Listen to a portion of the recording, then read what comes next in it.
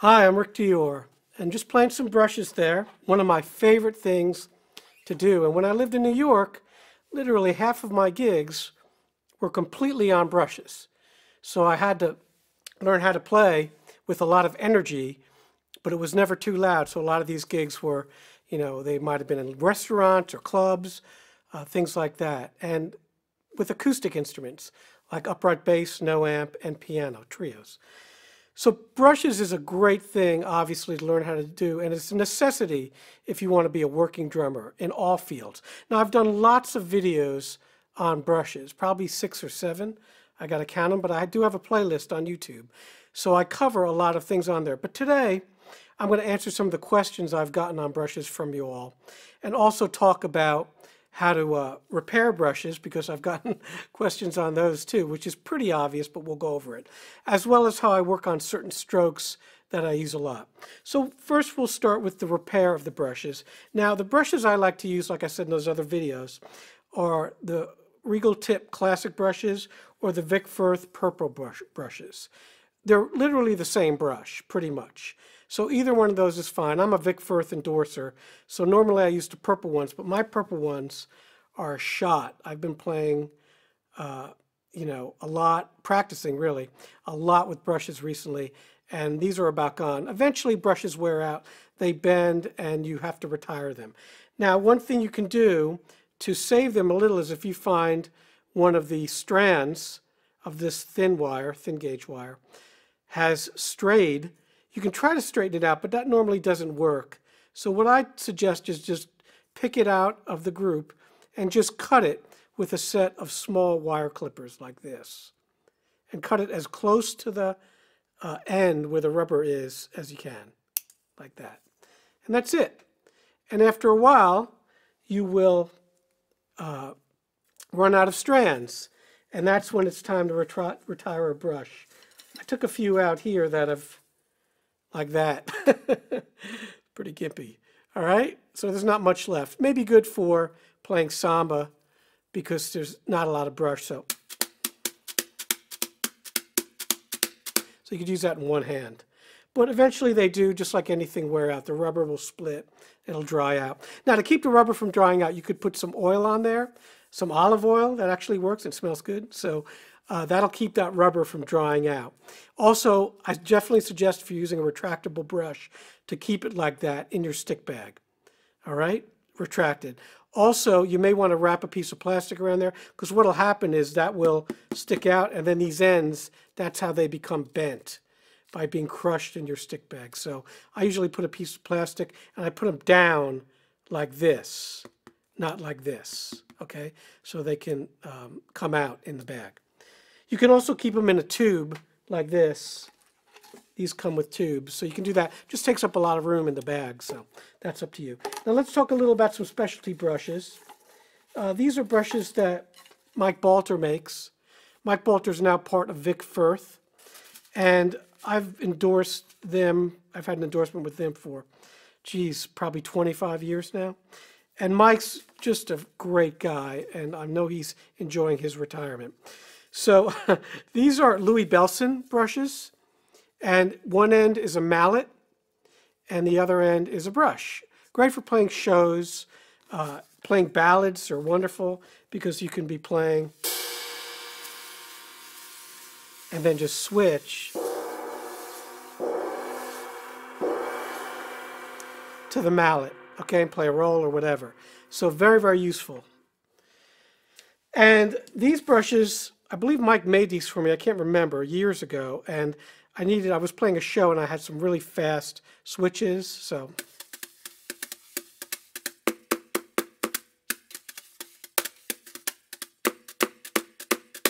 Some hard rim shots, and so he took a stick and put it on a brush. I don't know if they sell these, but these are great. He would always, when I asked for stuff, they'd make it, which was great. So those are sort of specialty brushes that are useful for playing shows and orchestra stuff, things like that. Now, there's lots and lots of kinds of brushes that you can get. You can also get these nylon brushes. I'm not a fan of these, but they are good for harder stuff.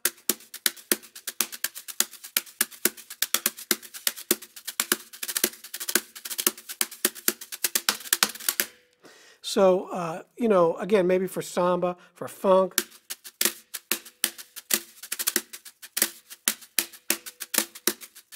You know, folk music, all that stuff. You want to use them on a cajon, things like that. Now, before I go on, today I'm just using this old drum mute. This thing's really, really old, like me. I'm not really, really old.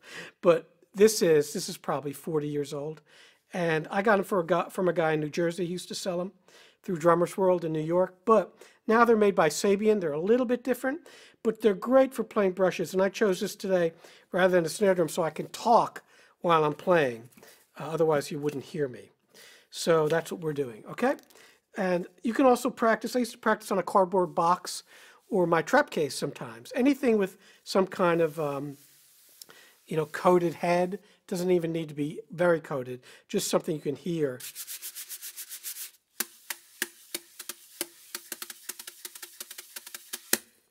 All right, so now let's get to your questions. We already covered the how do I fix my brushes. Pretty easy, obviously, and how do I store my brushes.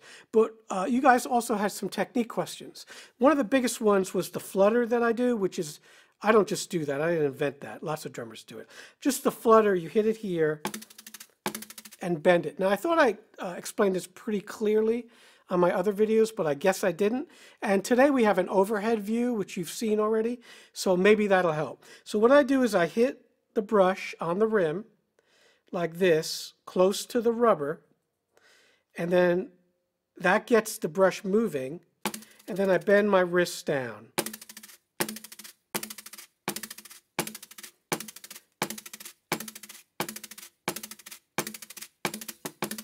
And you can do it with the left hand as well.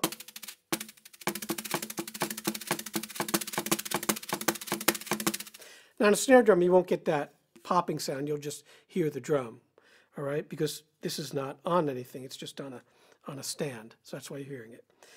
So that's really useful. And it's really useful for playing fast.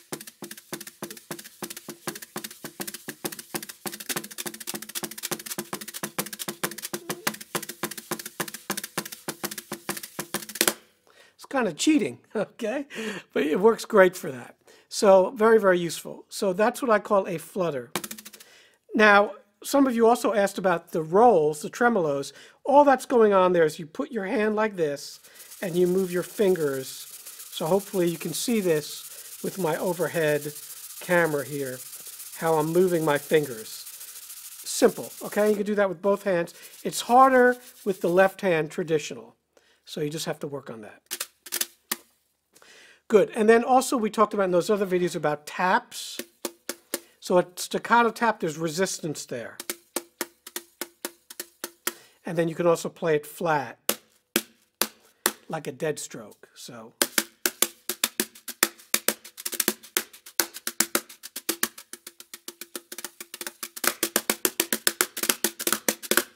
And that gives you a big fat sound on the snare drum. Great for catching figures if you're playing big band with brushes. All right, so that's that with the overhead view. Now, most of the questions I got were about the sweeps that I do, which I have to say, I haven't seen a lot of drummers do this, but I got it from Philly Joe Jones, who had a brush pattern that looked like this.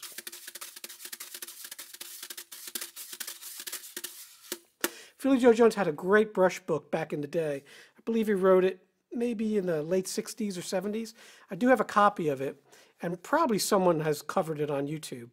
And it's got a pattern in there. I think it's the last one in the book. Maybe it's called Fancy Fancy. I can't remember, but I'll look. But it goes like this.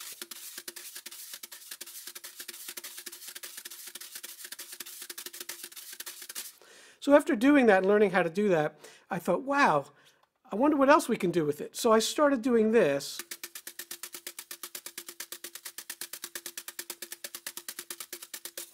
And I've been teaching that to students for years and years and years. So a lot of my students do it, and they teach their students it. And I'm sure someone has been doing some form of that.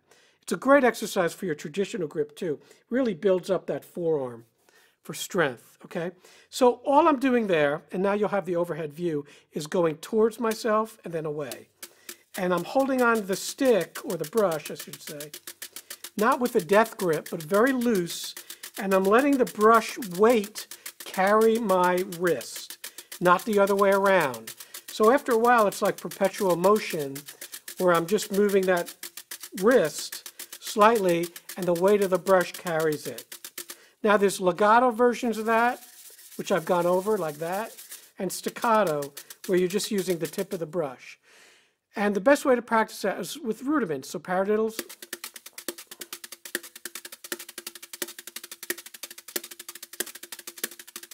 doubles,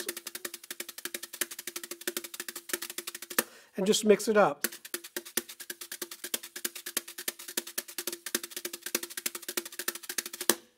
All right, you can put little diddles in there.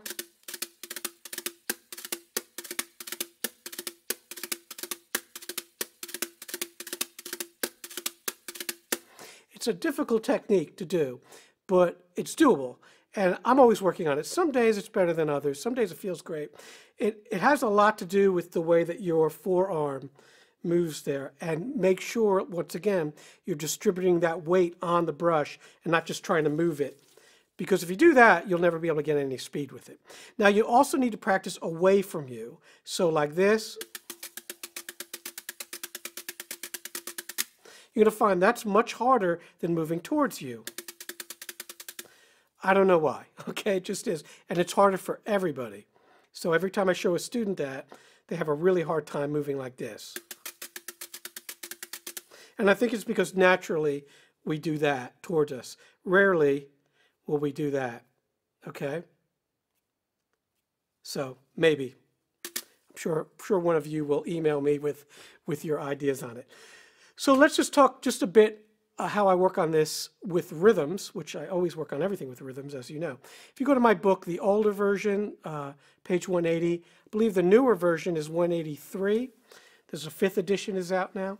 And what you do is you play this page, which is just 8th notes. I'll post it on the screen, and quarter notes. It's kind of like syncopation. You can use Ted Reed's syncopation for this as well, or any book with 8th notes. And you're just playing the rhythms with your right hand and filling in with your left hand. So it goes like this.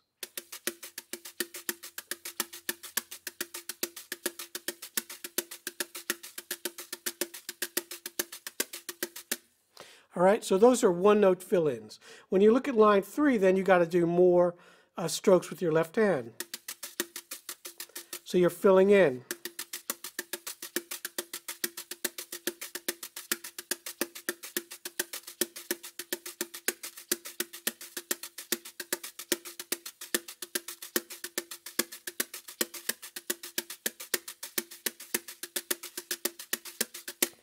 Okay, you can also do diddles on the ones that just use one note.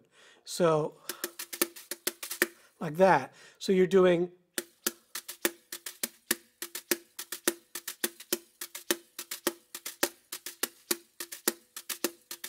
all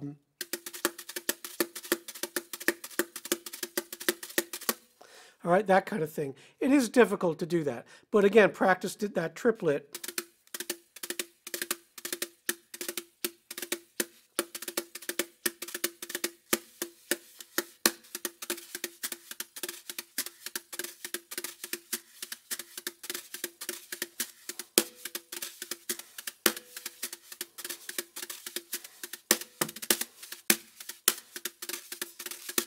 And that's one way to use it, as a little fill with your left hand.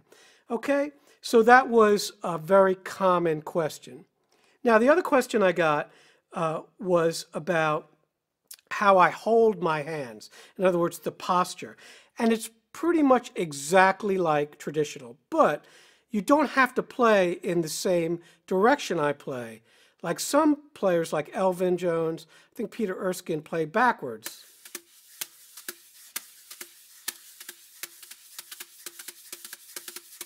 So I'm moving clockwise, but you can also move counterclockwise, all right? So clockwise is this, and counterclockwise would be this. It does not matter, whatever you're comfortable with. Also, another question was crossing over. Do you have to cross over? No, you don't have to cross over. It just helps with the timing, so. And it looks good. You could do There's nothing wrong with that. One thing, if you do that, your circle will become an oval. And when you play really fast anyway, you have to stop crossing over because it becomes exhausting to do that. All right? So that's one thing to think about, is you don't have to cross over. Now, as far as ballad playing, I like crossing over like this.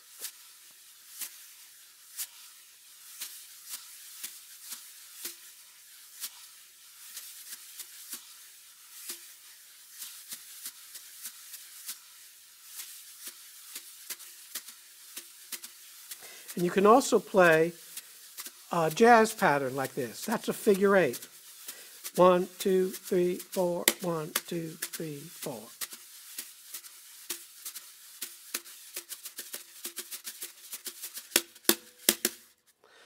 All right, so that's a totally valid way. The point that I'm trying to make is there's no one way to play brushes. What I'd recommend is a package called The Art of Playing the Brushes, because now that I'm thinking of it, that comes with a really great booklet that just describes the origin of the brushes, and it's fascinating stuff.